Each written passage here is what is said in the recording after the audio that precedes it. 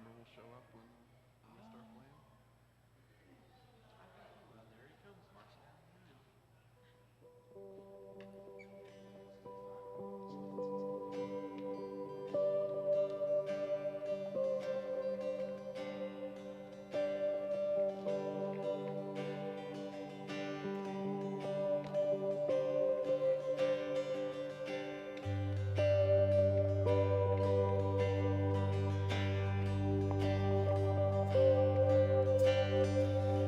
Good morning, Center Point. How's everybody this morning?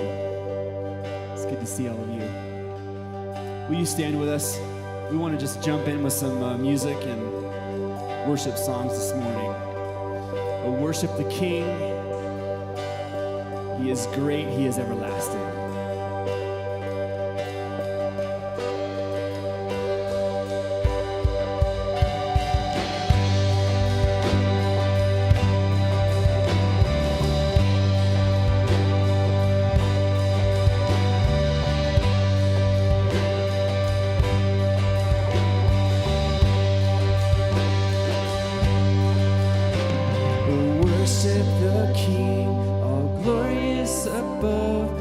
Gratefully sing His wonderful love, our shield and defender, the Ancient of Days, brilliant in splendor and girded with praise.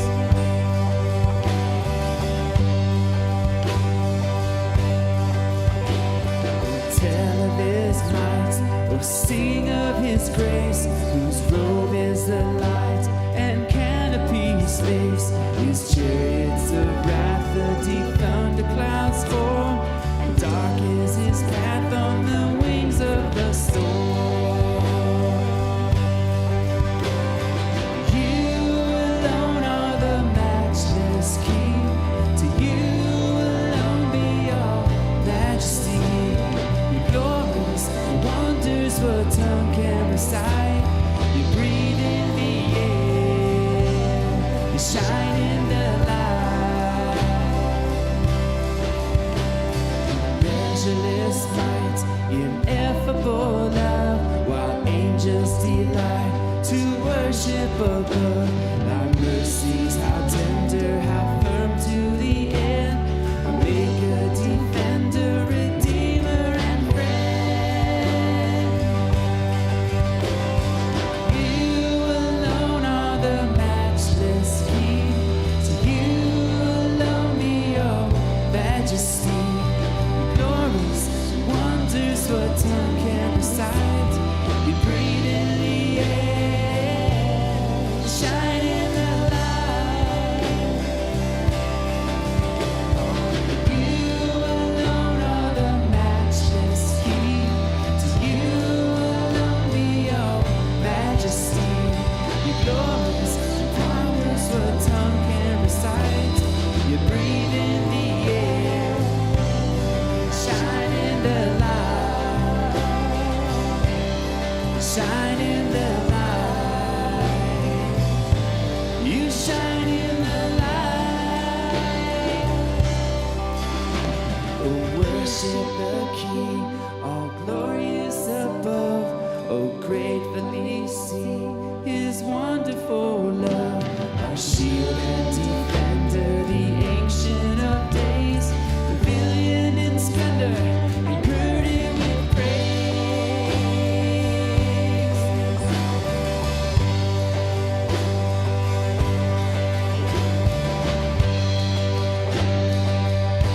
Give you our praise, God.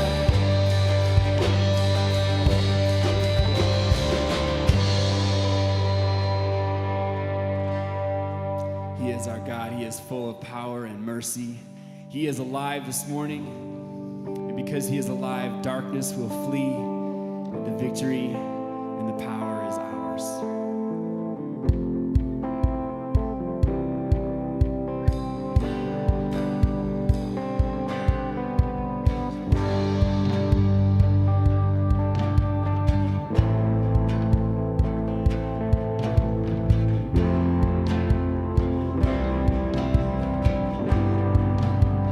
Ready, church?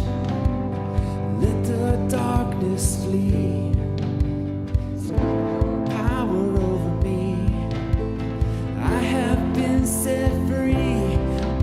alive. Death, where is your sting? Sin has got no hold on me. I am free indeed. God is alive.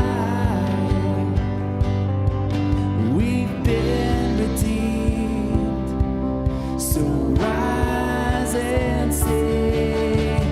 Everyone glorify the risen Son. The Holy One has overcome.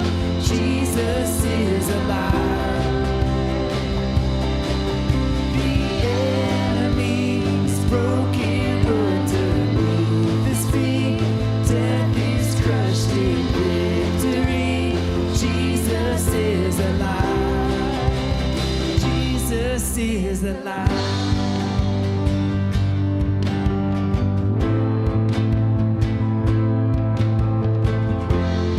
Jesus is alive.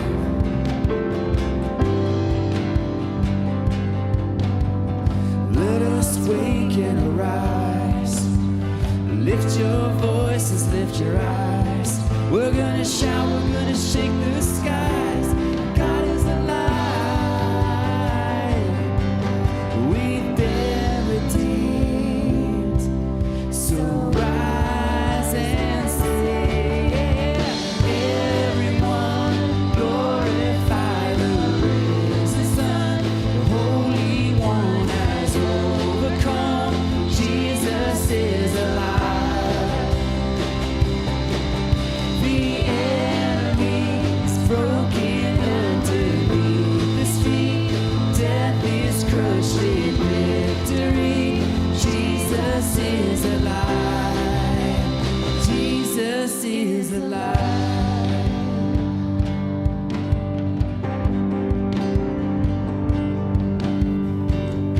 You ready to sing with us, church?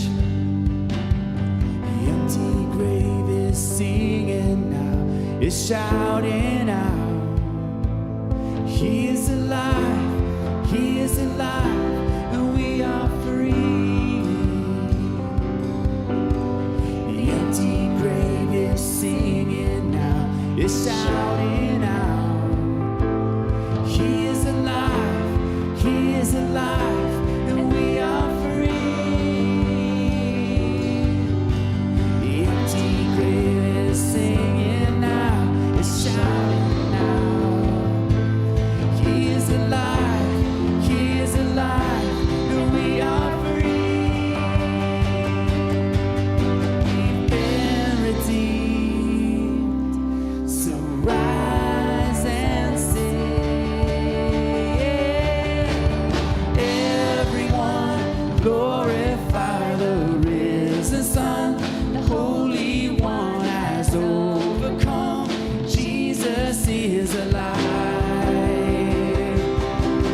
The enemy is broken underneath his feet. Death is crushed in victory. Jesus is alive. Jesus is alive.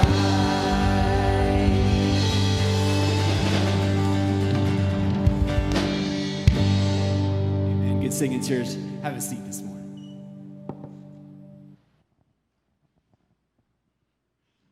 All right, we're going to, hey, it is working. I did program it right. What do you know? Good morning, Centerpoint family. It's good to see you all here. See all shining bright faces. Or is it bright and shining faces? I'm never sure anymore. And for those of you that are viewing us online, we're glad you took the time to be with us today. And for those of you that don't know who I am, and there's probably a few, I am Brenda's husband. My name is Rick Ritchie. I serve on the elder board, and normally you can find me back in the tech booth.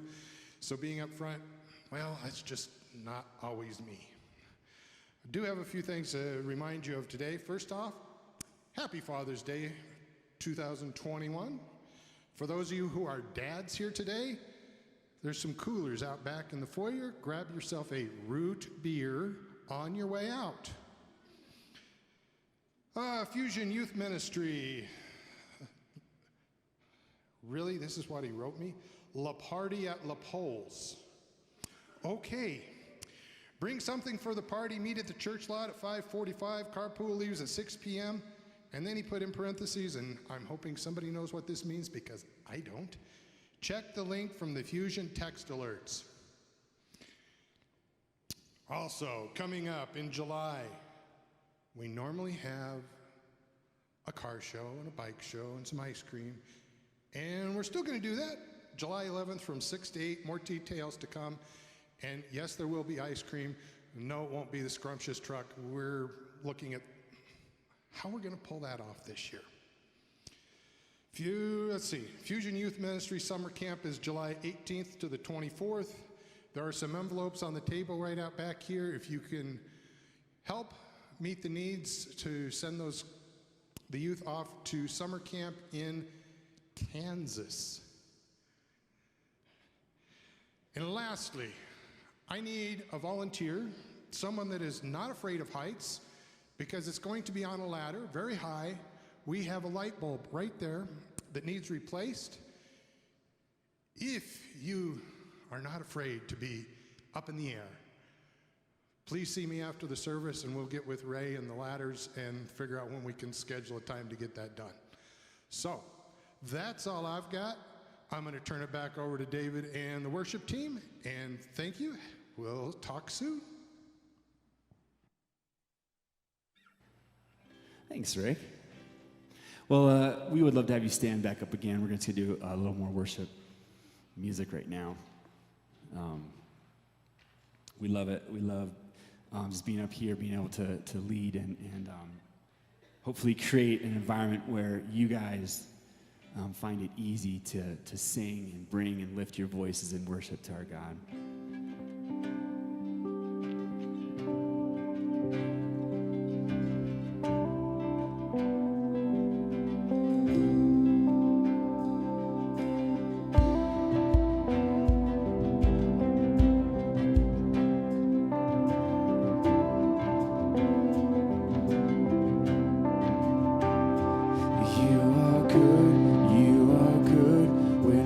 Nothing good in me. You are love on display for all to see. You are light when the darkness closes in. You are hope, you have covered all my sin.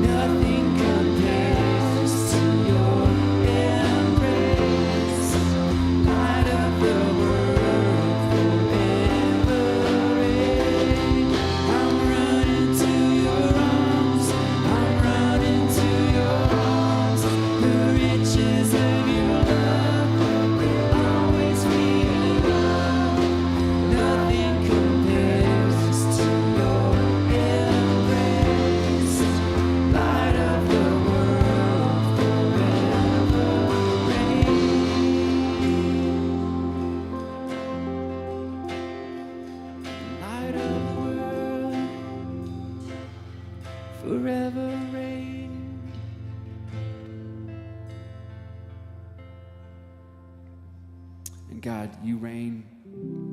We understand that you are the light. And God, the words of that last song just so vulnerable and transparent that we falter, we fail, we run after other things. But God, you are the faithful Lord. And when all else fails, when everything lets us down, when we run the course of our own foolishness, there's one thing. There's one thing that remains. It's you, it's your love, it's your power, it's your goodness and your faithfulness for us. We can run, we can falter. We will never outrun your love, the one thing, God, that we cling to, that we hold to. We give you our worship, God.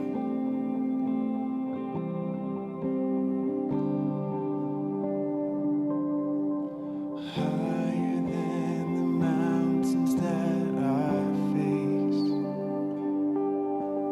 stronger than the power of the grave,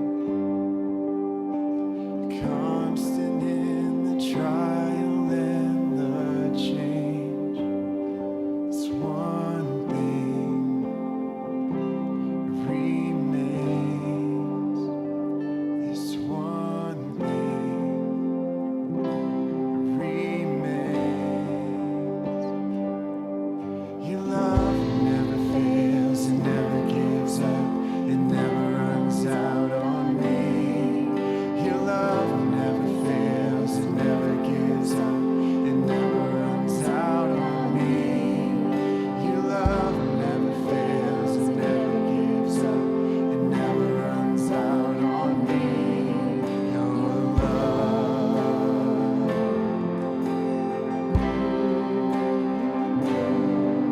And on and on and on and on it goes, as it overwhelms and satisfies my soul. And I never ever have to be afraid. This one thing remains.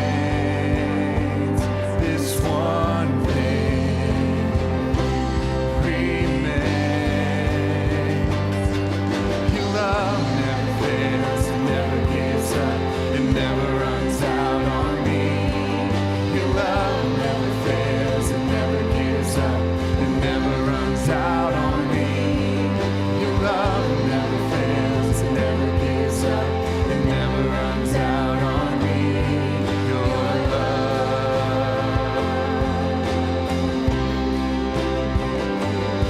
And in death, in life, I'm confident and covered by the power of your great love.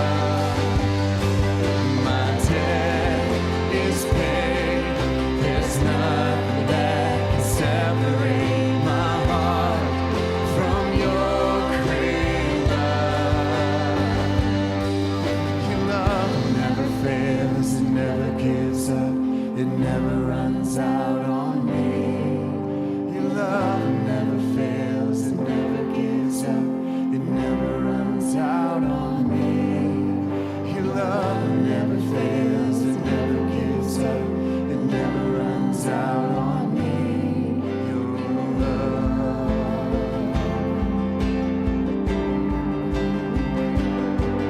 And on and on and on and on it goes,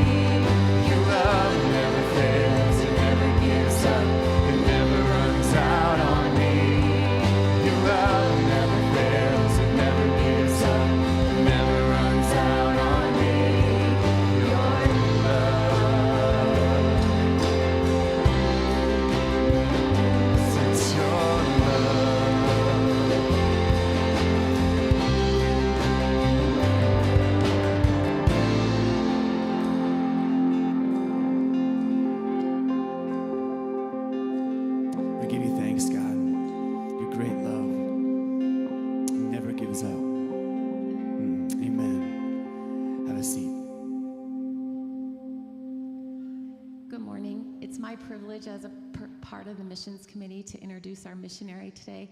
We are so excited. Rather than just talking or praying for them, we actually have one right here with us today.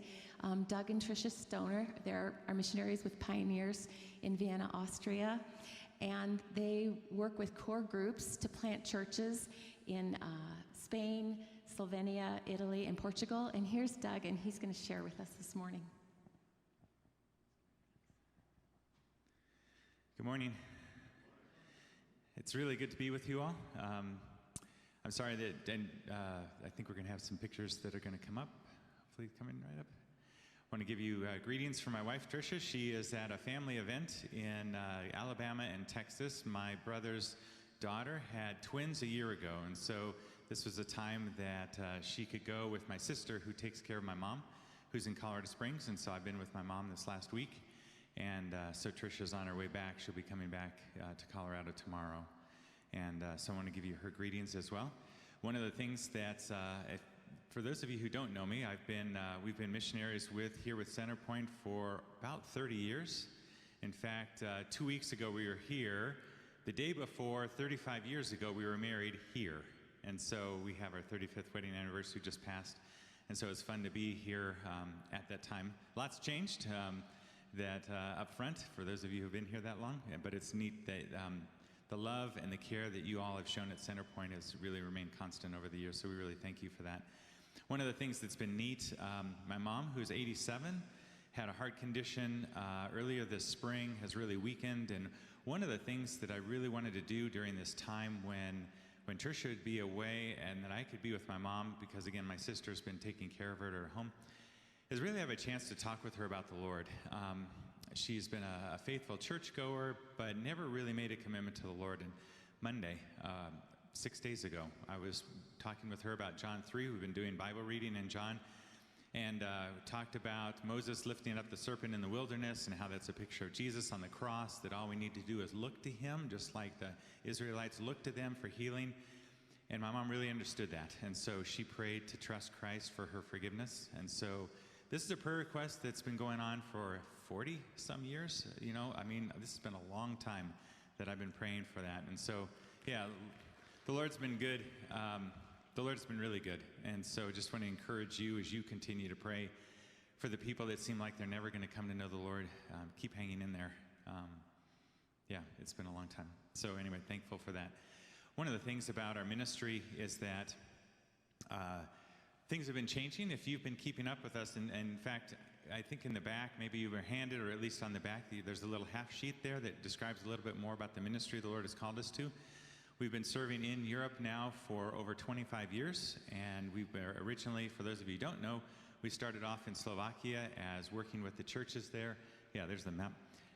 And so you can see Slovakia up there in the corner. That's where we were for about 20 years, working with the different denominations, helping them in any way we could for church planting.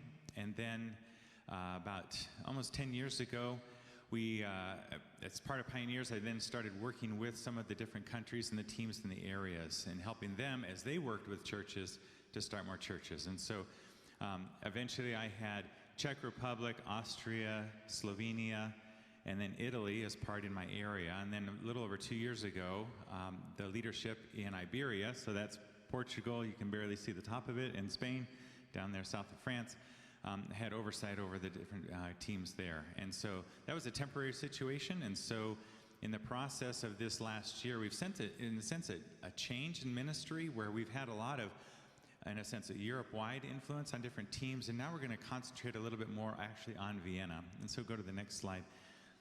So one of the things that we have in Vienna is a city about the size of Denver, almost 2 million people. It's the fastest growing German-speaking city in the world, so faster than anybody in Germany as well as anywhere else in Austria. One of the things that we've noticed in Vienna is how much construction is going on, and you guys have seen it here in Denver, right? It's amazing when I come back to say, oh, that field is now in a building, and I was talking with Gary User, and everything around his farm now is being built up, and you know, you guys are experiencing that. Well, Vienna as well, but one of the things that's unique about Vienna is so many people that are moving into Vienna who are not Viennese or Austrian. They're coming from all these different countries, many times where the gospel cannot be preached openly. And for instance, my next door neighbor, who I got to know about 2 years ago, actually meeting him out as we took out the trash. So we take out the trash to the street. We were both taking out the can together. And Fateh, what's his name is, we started talking a little bit, and he said, I can tell you're kind of religious. I don't know what it is. And so he comes from a Muslim background. He's from Afghanistan. But he said, I don't believe in that because of all the different factions and wars that are going on. And so we started reading the Gospel of Matthew together. And still hasn't come to know the Lord, but he said he's learning all these neat new things. And like Fateh, there are so many people in Vienna who are coming there that we really felt that for this next season of ministry, we'd like to concentrate our time there. So we go to an international church in Vienna, which has about 60 or 70 people. Again, COVID has kind of thrown that off as we've had online services like you guys have had. But on a typical Sunday, we have 20 to 25 nationalities in 70 different people there. And so you have people coming and going all the time. The second biggest UN facility is in Vienna. And so, the transientness of Vienna really is a factor in ministry. And so one of the things that we've been able to see in our church, I think there's a lot more potential for ministry if there was the ability to really, in a sense, spearhead some of those things. And so by the Lord's grace, we'll work with our church leadership and see what we can do to see more leadership happen. And so this is a picture, getting back to this, is just the young adults in our church. You can see lots of people from different nationalities there. You have Australian, Tanzanian, South Korean, Japanese, Austrian, Ukrainian, American, right there, just in that group. And so these are young adults. We would get together and talk with them, work with their different leaders, and again, just a neat way to be able to work with people who are going to continue to be more and more influencers in the church. And neat seeing some of the things. And I'll mention some other things in a minute. Next slide, please. So Tricia here has also been working with the middle school girls. This is one of their outings that they did. They'll usually go on an outing once a month. She teaches online, as it has been this last year and a half, but also now that Austria is coming out of their lockdowns, we'll be back to personal teaching again. And so, again, an influence that you can have on the younger gals and working with them. And so she really enjoys doing that. Next slide. And then one of the things that's really been neat about COVID in our church, and I think in many churches, is how this has caused the church to think more creatively. Because ministry as it was can't happen the way it had been in the past. So online services have been obviously something that's been going on. Well, one of the things that our young adults said that they really want to do is to see the church, as they say, in the wild, which means they want to have the church be out there, not just within the building confines, but the church be the church among the people that they need to reach. And so one of the things that they did is that they started having what they call cook-alongs. And so what they would do is that they would hire a chef from one of the hotels or restaurants, and this is a regular chef, and that's his occupation, where he would come and do some kind of ethnic dish. So we've had a Brazilian, we've had a Polish man who did gąbki.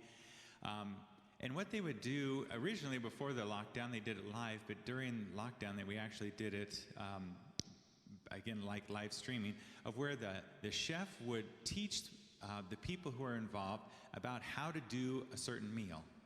Well, this is actually our kitchen, looking into like a cutout into our kitchen. Well, during COVID, because you couldn't all meet, then you had to meet individually, in a sense, within the different homes, which actually turned out to be much better because you have a smaller group meeting together, learning how to cook, getting to know one another, and then eating together. And so you make all these great relationships with people who don't normally go to church. And so, again, it's neat creative outreach. And so, next slide. One of the things that Tricia did as well is to kind of take off on this for the middle school girls in particular, is to say we're going to do a bake-along. And so again, by extension and by doing the live streaming, she was able to do some of our favorite baking recipes with the middle school girls who would invite some of their friends. And so again, it's I think the ministry in Vienna and really your ministry, and continue to pray for you all as well, what would the Lord have us to do as next steps? Where are the open doors that he's giving, and to make the most of those opportunities? Because if he's closing one door, and you've heard this phrase probably before, if he closes the door, he might open a window elsewhere. So where are those windows that the Lord is opening? And one more slide. And so this is our backyard in our house that we're renting in Vienna. One of the things that we see, in a sense, for the future of ministries is, again, just having our home be a place of hospitality, people coming over, getting to know our neighbors. Our next door neighbor, we live in a row house, 3 units. We're the end, and then our middle to a family is a really neat Austrian couple, really kind. Talked to them a little bit about the Lord. Haven't really had much response, but they continue to, Lord willing, see the difference in us that we're going to be able to talk even more. And so, again, relationships in Vienna, as you probably know here in Colorado, they take time. People have to learn to trust you, see that you're real. You're not just trying to get something from them or just trying to impress them or whatever. They want to see if you can really care. And through those relationships, people trust you. Then they start seeing how the Lord is working in your life. Then open conversations can happen. And then we can talk more about the Lord. And so this next season in our ministry, I see really that we're going to be working more in Vienna, concentrating there. And so Italy and Slovenia, my team leader who's in Italy will be taking over that area. And I think that'll be really good for him. And then we're still looking to see who can take over Iberia. One final bit of note for our 2 kids, Ryan and Megan. Ryan is continuing his PhD in geology, has about a year left. Megan finished her master's degree in Edinburgh, Scotland, is going to become a children's pastor southwest of London. So she starts that in August. So she'll be out actually visiting in July next month, and so we're going to get to see her. So again, if you would like to keep up with our ministry, please feel free to email me. I can send you our monthly prayer updates, or we have newsletters that come out quarterly. So any way that we can encourage you. So thank you again for the ministry Centerpoint has had in Europe through us, and again, how the Lord has worked, because you have been working for him, and we have the privilege of working with you. So thank you again.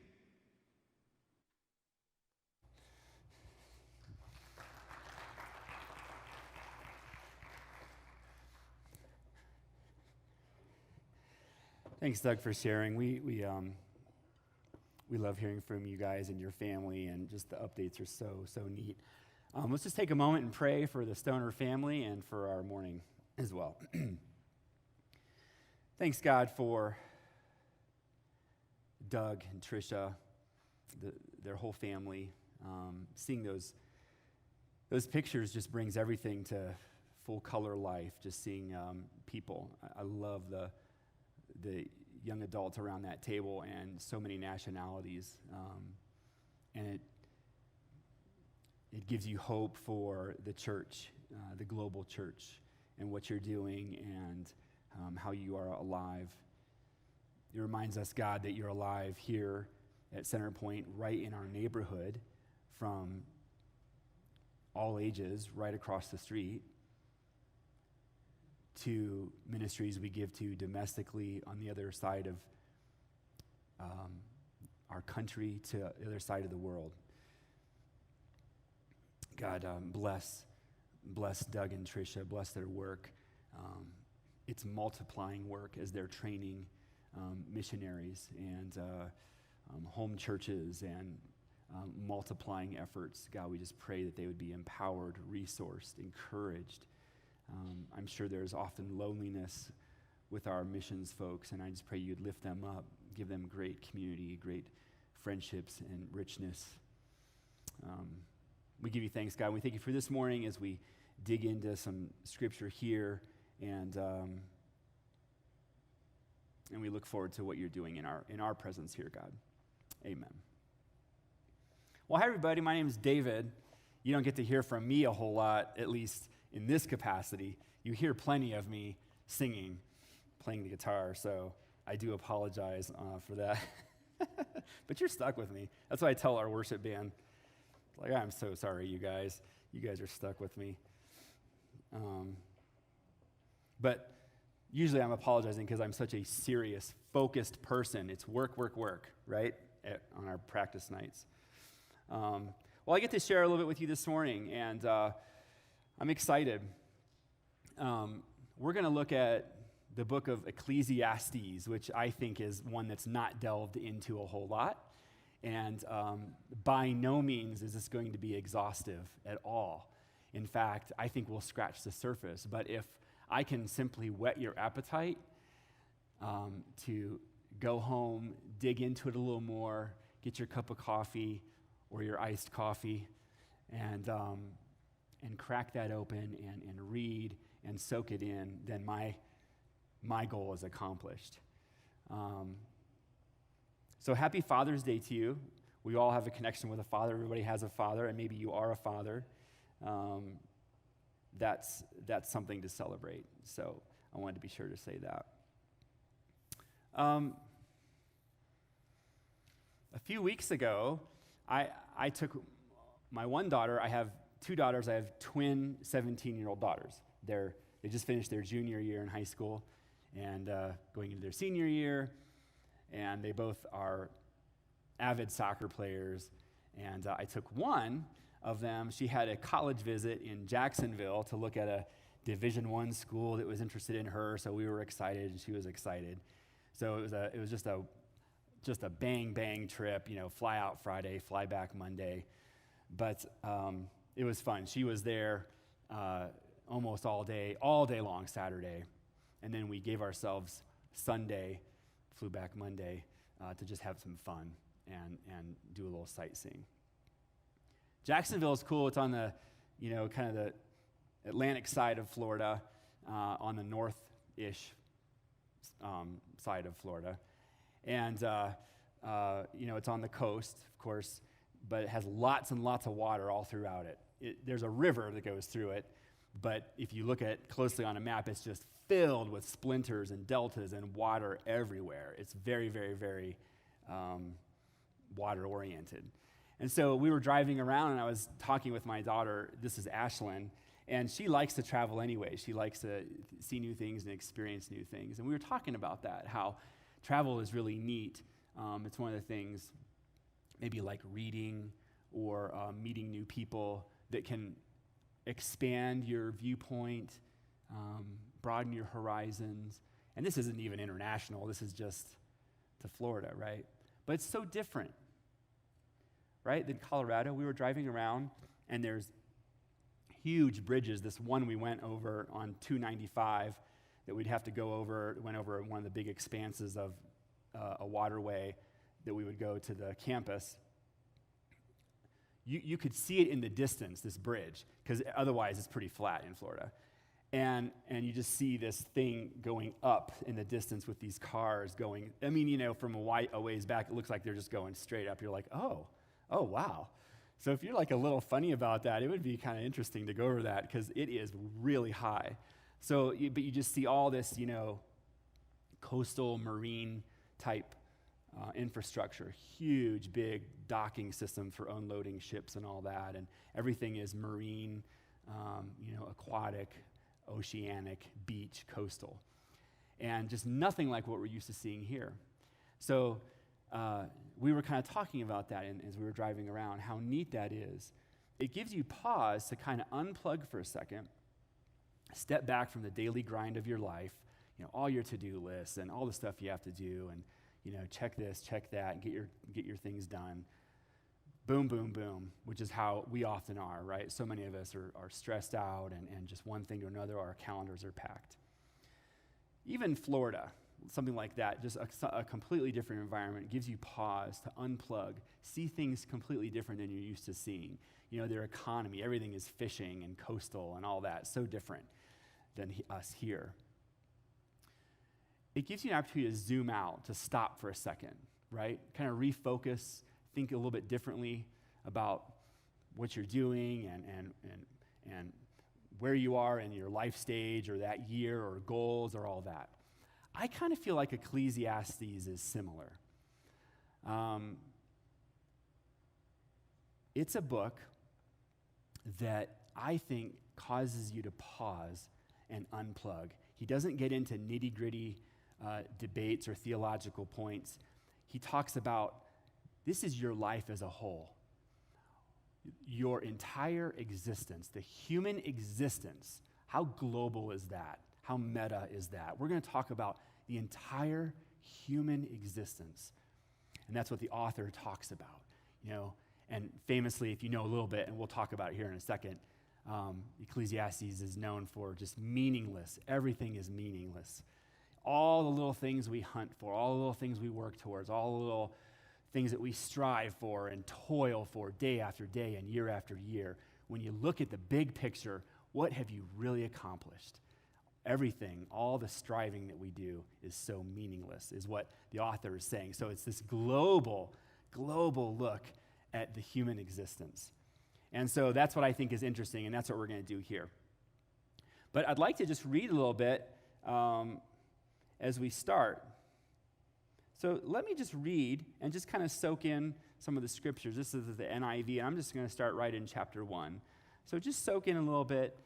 You probably don't read Ecclesiastes a lot, so these words are really neat. And some of these, though, are famous passages. You might recognize them even from movies or popular culture, some of the phrases here. So this is Ecclesiastes chapter 1. The words of the teacher, son of David, king in Jerusalem. Meaningless, meaningless, says the teacher. Utterly meaningless. Everything is meaningless. What do people gain from all their labors at which they toil under the sun? Generations come and generations go. But the earth remains forever. The sun rises and the sun sets and hurries back to where it rises. The wind blows to the south. It turns to the north. Round and around it goes, ever returning on its course. All streams flow into the sea, yet the sea is never full. To the place the streams come from, there they return again. All things are wearisome. More than one can say.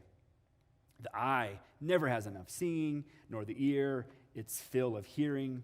What has been will be again. What has been done will be done again. There's nothing new under the sun. Is there anything of which one can say, look, here's something brand new? It was here already, long ago. It was here before our time. No one remembers the former generations, and even those yet to come will not be remembered by those who follow them. One more little phrase here. Talks about what he's doing and why he's writing this. I, the teacher, was king over Israel and Jerusalem. I applied my mind to study and to explore by wisdom all that's done under the heavens. What a heavy burden God has laid on mankind. I have seen all the things that are done under the sun.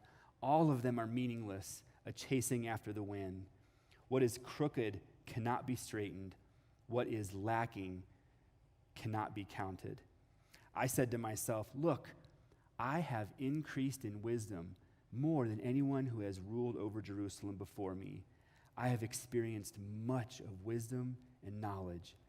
I applied myself to the understanding of wisdom and also of madness and folly, but I learned that this too is a chasing after the wind. For with much wisdom comes much sorrow. The more knowledge, the more grief. This is kind of interesting, to think and hear these things.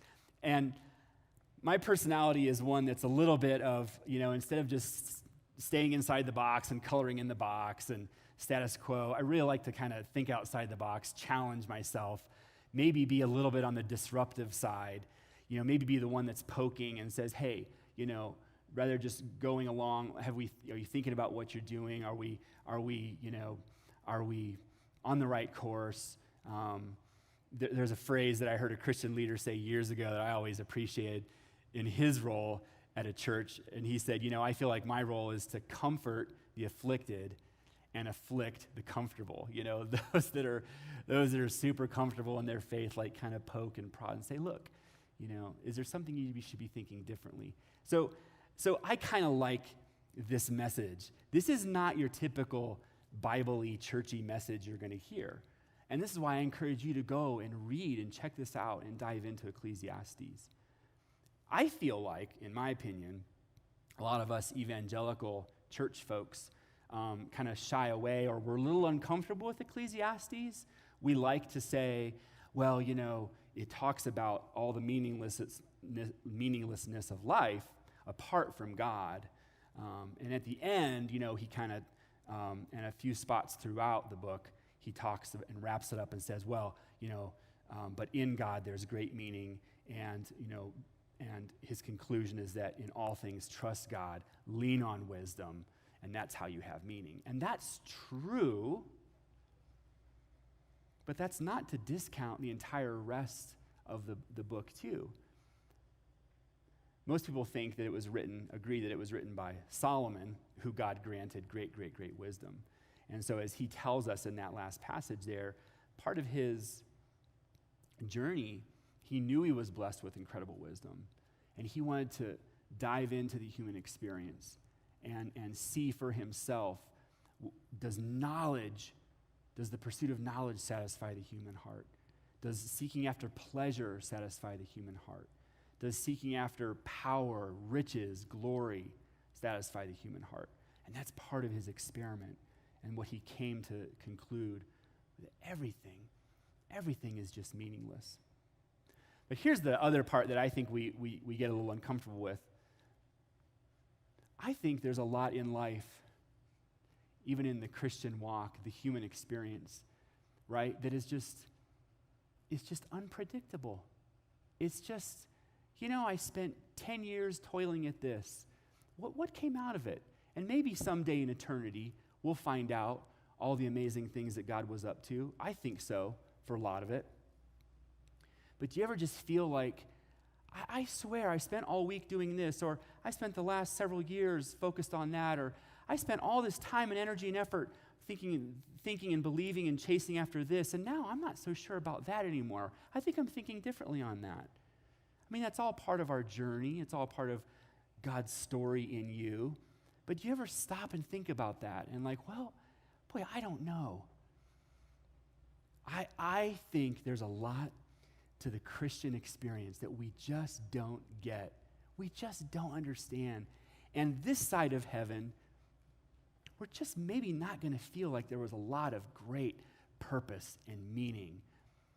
And like I said, part of my personality is tend to kind of question things or be a little disruptive. I'm leery of sometimes in the Christian experience when it just seems like some of us or your friends or even you sometimes feel like you've just got it all together. You've got all the answers. And everything is going really, really great. And man, if I follow God and follow his rules, boom, boom, boom, my life's going to be great. Boom, boom, boom. And you'll have seasons of that, of victory, and seasons of the mountaintop and seasons of success. And that's wonderful. Enjoy it. But maybe my talk today is going to be a little more relevant or geared to any of you who have experienced something other than that, right? Some of you have walked through great heartache. Some of you have walked through some difficult failures. Some of you have experienced sickness and pain and loss. Some of you have stared down loneliness and despair, failure, right? I know I have. And that's where I feel like our faith becomes real. And that's where we can understand God in a much more palpable, knowable way. So I love the message that Ecclesiastes is bringing. Earlier when I was reading some of the passage, it talked about there's nothing new under the sun. Everything's the same. Generations come and generations go. I remember years ago, I was just flipping through some channels and I found like this PBS station or something. But they were talking about this civilization that was, this new find that was uncovered somewhere. And it was, centuries ago. I think it was like somewhere in like the south of the Mediterranean. I don't know, a village. And they unearthed some of the writings and tablets and writings and this and that of ordinary life, grocery lists and to-do lists and items like that. And they found some things that were like, outright gossip from like the marketplace. Well, that family, she got all this extra money, and I don't think it was really, I think it was ill-gotten, and she went and bought all these expensive, nice things, and I can't believe that. I mean, all these petty little things of jealousy and bickering and infighting and new stuff that they had, and they didn't, and they wanted it, and, I'll never forget that stuck in the back of my mind. This was centuries ago, and I think that's what the author means. Like, there's nothing new. It's the human experience, right? It doesn't matter what civilization, what era you're in. We're human. We're jealous. We're angry. We're petty. Or we're capable of great, great sacrifice, great courage, great love. Interesting. So that's kind of a snapshot of where Ecclesiastes takes us, right? Through this journey. I encourage you to read it. I think we need to come to the point where, and this is my little disruptive goal. Here's kind of my main point I wanted to leave with us too. Is that it's okay to embrace the difficulty, the gray area, the ambiguity, the meaninglessness sometimes of your journey, of your life, of your experiences, and still follow Christ authentically. I think we have this tendency to want to wrap everything up in a tidy little package. You know, our faith, our beliefs, my experiences. But I don't think that that's entirely biblical. When you sort through the bigger picture of scriptures too, right, and you read the Psalms and you read some of David, his experiences, and his heart wailed and wept, and he was in the bottom of grief and despair. And you read Paul, who says, "Oh, wretched man that I am, I do the things I don't want to do, and the things I don't want to do, I end up doing." So the authentic Christian journey, I don't believe, is one that's tidy and clean. And I invite you a little bit into that messiness, that ambiguity, the gray area, right? There are some things you will find that just don't make sense. It's just a chasing after the wind. So that's part of the larger story, Ecclesiastes and your bigger story. How does your bigger story? I kind of talked about the going to Florida and how traveling, and it's an opportunity to kind of step back and see, right? Your bigger story. Do you embrace the full picture of your journey? Is it a little uncomfortable for you to see the areas that don't make sense? And we're just going to focus on, oh, Jesus is really great. Jesus loves me. Yes, he does. Yes, he does. But sometimes God will allow us to go through difficulty, confusion, heartache, right? I want to be, and I want us to be the kind of community that can have our intellectual integrity and authentic faith as well. We don't have to have everything tidy because it's messy, right? We can sing songs and we can pray prayers of praise for one of us who is healed miraculously and amazingly, while we also understand that at that same time, another one of us wasn't. And the healing didn't come. And we have loss and we have grief. There's nothing tidy about that.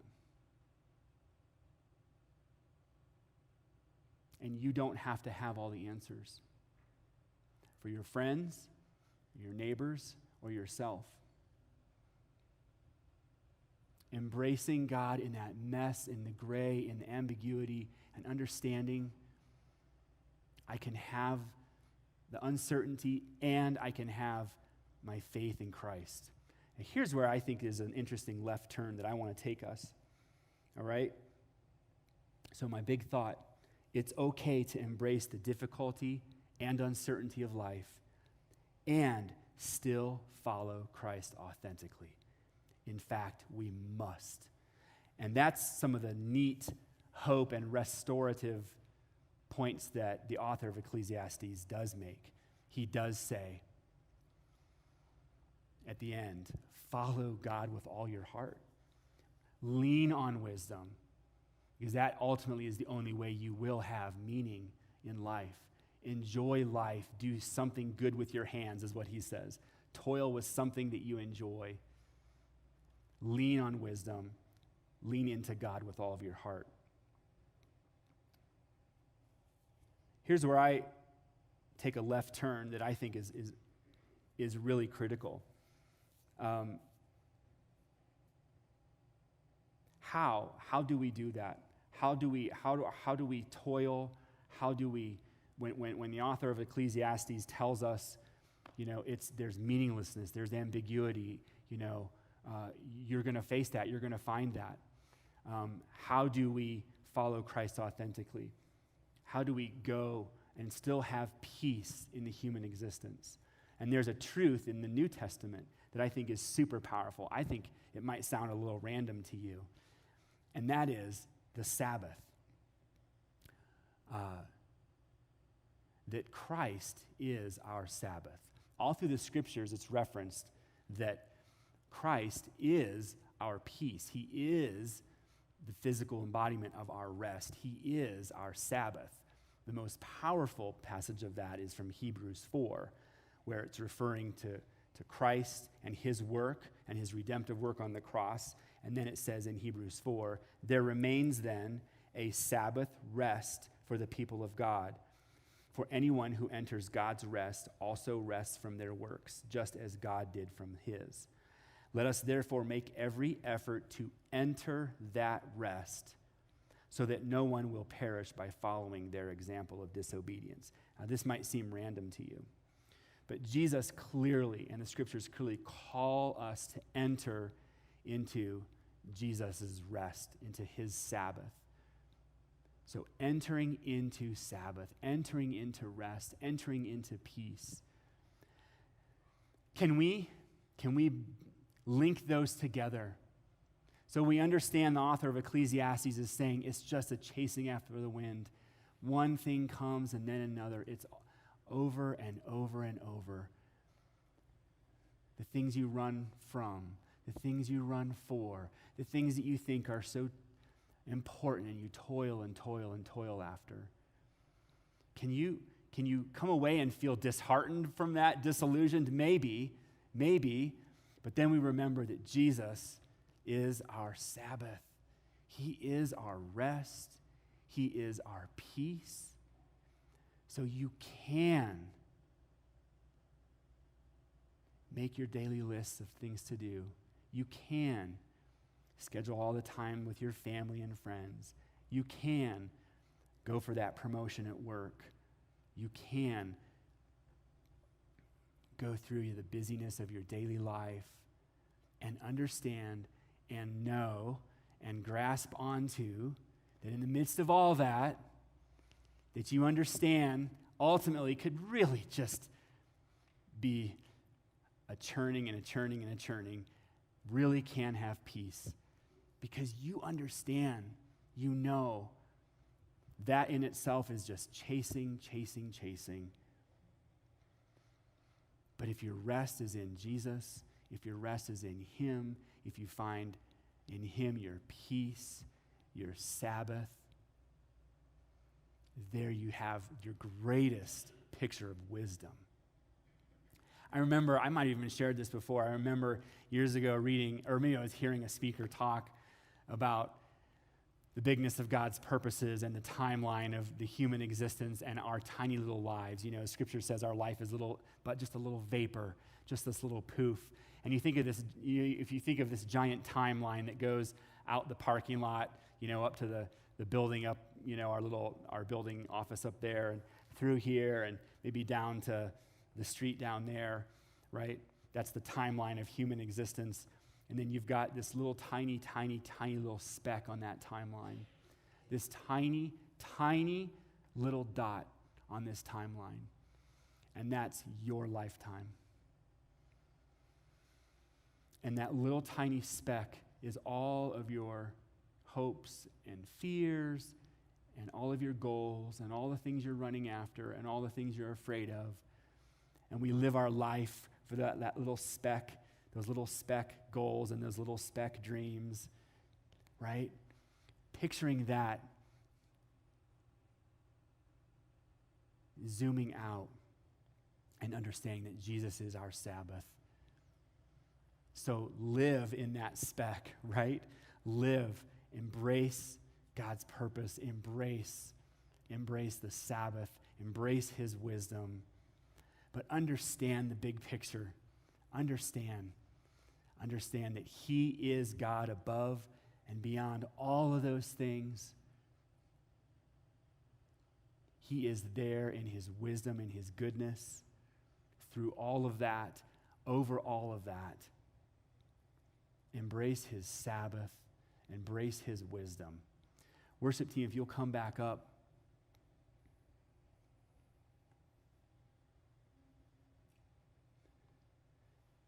I remember this kids' book years ago with my kids that we read. It was called You Are Special by Max Lucado. And a lot of his writings are really neat little pithy statements, kind of simple little statements to get you thinking.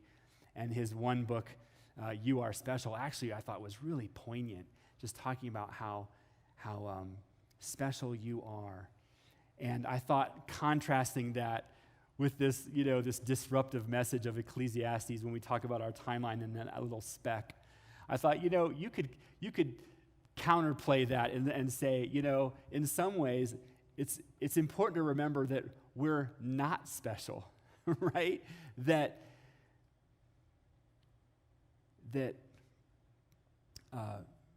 when we send our kid off to job seek, hey, buddy, you're not special, right?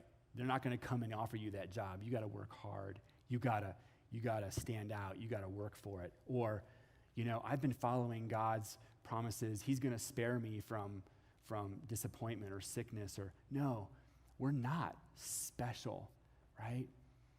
Meaningless can find you too. Heartache can find you too. But just remembering that we can find him in that Sabbath, that rest, and that his wisdom is there for us. I encourage you to take what I said. I feel like this is just the tiniest little teaser of Ecclesiastes. To enter into the uncomfortableness of it, read it, think about it, ponder it, and pray, and come away with what might be your larger story of what God might be calling you to or to look at or to contemplate in your journey, in your faith with him. Let's pray. God, we just give you thanks. Thanks for your word. Thank you for what you're doing. Not everything that we read is tidy and clean and wrapped up in a bow. Some things are hard to understand and difficult, or maybe even messages that we feel like are slightly confusing or disruptive. But just like the song reminded us earlier, God, one thing remains, and that is your love, the power, the truth of the cross, your love for us. True wisdom is embracing you, Jesus. True wisdom is embracing that you are our peace. You alone are our Sabbath. You give us the meaning and the purpose that we crave and that we lean into, God. Help us to see that, to run into that, to find that.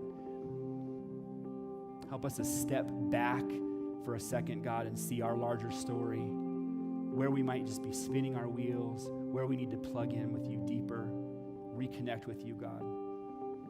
We give you thanks, Jesus, and we just bring all these things to you, knowing that your love for us is so great. We give you praise. Amen. Let's stand up together.